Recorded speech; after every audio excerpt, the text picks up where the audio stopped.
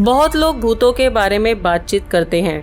अगर एक जगह 5 दोस्त मिलकर बैठ जाएं और उनके बीच भूतों की बात ना छिड़े, ऐसा हो नहीं सकता।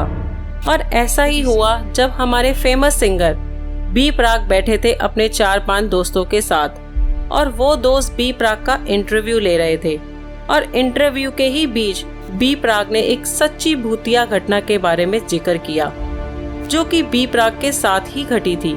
और घटी ही नहीं थी, बल्कि उनके अंदर भी एक काली शक्ति प्रवेश कर गई थी। ये बात सुनकर आप मेरे पे विश्वास नहीं करोगे, आप उनके ही मुंह से सुन लो। मेरे को मारने आया और मेरे को बड़ी अजीब सी शक्ल आ गई सामने, एंड दैट थिंग वो ऐसे आ गई मेरे ऊपर, ऐसे हावी हो गई। लेकिन कुछ लोग इस पे विश्वास करते हैं और कुछ नहीं। कुछ कहानियां और लोगों के अनुभव होती हैं जो कि हमें ये जरूर यकीन दिलाती हैं कि काली शक्तियां जरूर होती हैं। चलो जानते हैं बी प्राक की सच्ची भूतिया कहानी के बारे में, जो कि उन्होंने रियल टॉक क्लिप्स में बताया। एक बार बी प्राक और उनके दोस्तों ने घूमने का प्रोग्राम बनाया। बी प्राक को मिलाकर 11 बंदे थे। वो सब पहाड़ों वाली जगह जाने लगे थे और कहते हैं वो जगह बहुत सुंदर है। ये सारे दोस्त बहुत खुश थे और सबने मिलकर अपने लिए बस करवाई थी, वो भी डबल डेकर बस। बी प्राक और उनके दोस्तों ने मिलकर बस में खूब मस्ती करी। ये तब की बात है जब बी प्राक ने अपना सिंगिंग कैरियर शुरू भी नहीं किया था। और पहुंचने के बाद सब होटल में गए और सब ने आराम किया।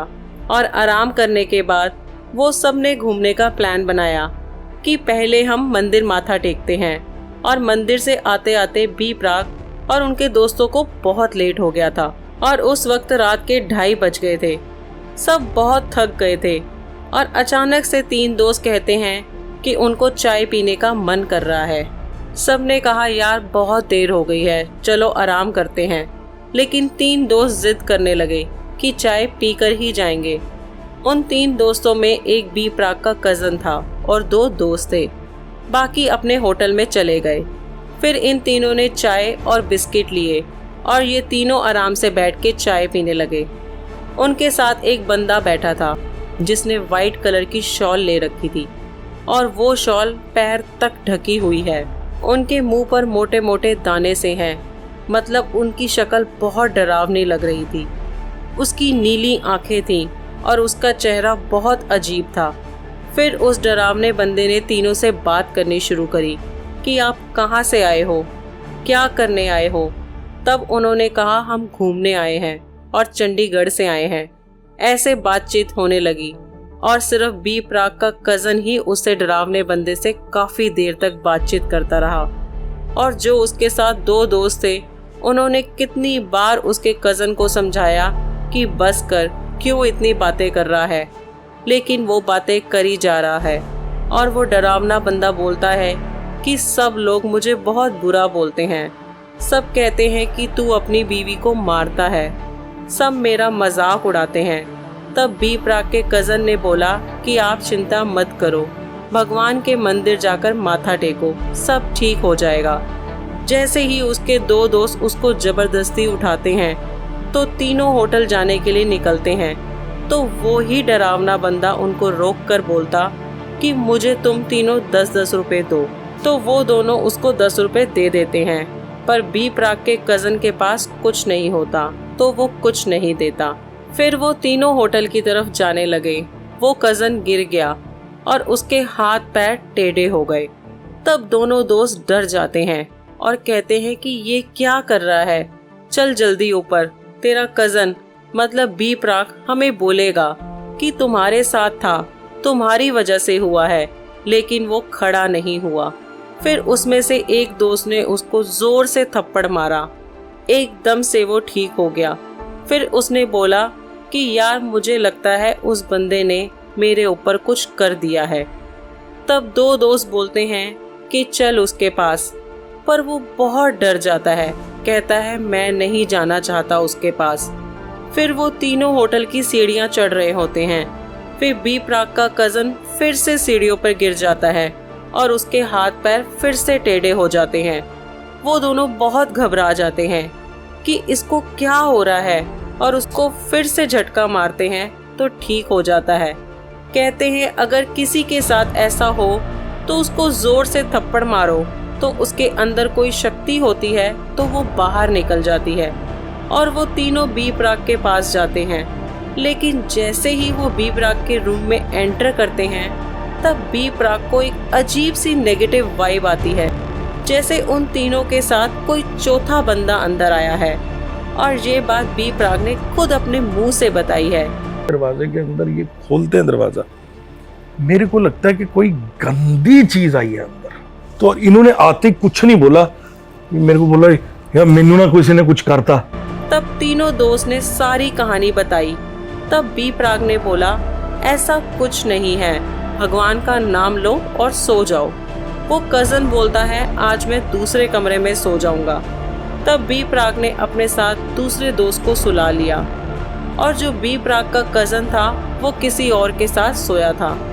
और फिर आधी रात को जब उसका कजन सोया हुआ था और फिर अचानक से उठ जाता है और दरवाजे की ओर इशारा करते हुए कहता है कि वो मुझे बुला रहा है मेरे असली नाम से। तब उसका दोस्त कहता है कि कहीं नहीं जाना, सो जा चुपचाप। वो फिर लेट जाता है, उसको आवाज आती है, फिर वो उठता है और कहता है कि वो बंदा दरवाजे के बाहर खड़ा है। तब दूसरा दोस्त बोलता है कि दरवाज़ा नहीं खोलना, पर उसका दोस्त बहुत डर जाता है और उसके कज़न को बी प्राक के रूम में लेकर जाता है। और जैसे ही बी प्राक ने दरवाज़ा खोला और तब बी प्राक के मन में चल रहा था कि जो लड़का मेरे साथ लेटा है उसका नाम शिवम था। बी प्राक को लग रहा था कि वो शिवम मेरे साथ नहीं सो रहा है, मैं अकेला लेटा हुआ हूँ। और फिर जब उन्होंने दरवाज़ा खोला तब उनके कज़न ने बोला कि मुझे बहुत डर लग रहा है, मैं तेरे पास सोऊंगा। पर इसकी बजाय बी प्राक को कुछ और ही सुनाई देता है। बी प्राक को सुनाई दे रहा है कि मैं तुझे मार दूंगा। कि यार मैं आया हूँ यहाँ पे, मेरे को अपने पास सुला ले, मेरे को डर लग रहा है। अब मेरे को क्या सुन रहा है कि मैं तेरे को मारने आया हूँ। उनके ऊपर ऐसी काली शक्ति हावी हो गई कि बी प्राक एकदम से डर के मारे रूम से बाहर चले जाते हैं और एक खिड़की से कूदने लगते हैं। तब उनके दोस्त ने उनको जोर से उठाकर पीछे फेंक दिया और थप्पड़ मारा। तब उनको होश आया। तब सारे दोस्त बैठकर दरवाजे की तरफ देखकर सोचने लगे और सब दोस्त डरे हुए थे कि ये सब हमारे साथ क्या हो रहा है। मन में आया कि होटल में ही कुछ ना कुछ है। इतनी आवाजें सुनकर भी कोई नहीं आया, पर सब ने उस होटल से निकलने का प्लान बनाया और रात को ही निकल गए। और होटल वालों को बोला कि आपको कितनी आवाजें लगाई, आपको पता नहीं चला। तब बोलते होटल वाले कि हमें तो कोई आवाज ही नहीं सुनाई दी। उनके पास जितने पैसे थे होटल वालों को दिए और निकल गए। तब सारे इतने डर गए थे कि एक हफ्ते तक बी प्राक अपनी माँ के साथ सोए थे। फिर बी प्राक की माँ ने किसी बाबा को दिखाया। तब उन्होंने बी प्राक के सिर पर हाथ रखा। तब उनका मुंह पूरा रेड हो गया। तब उन्होंने बताया कि वहाँ ऐसा कुछ था जो आपके ऊपर हावी हो गया था और काली शक्ति चाहती तो उस दिन जरूर एक को मार देती और बी प्राक को भी मारने की कोशिश करी। अगर उस वक्त उनका दोस्त उनको पीछे ना खींचता तो बी प्राक आज हमारे बीच नहीं होते, वो उस खिड़की से कूदकर मर जाते। आपके दोस्त ने भगवान के रूप में आकर आपको बचा लिया।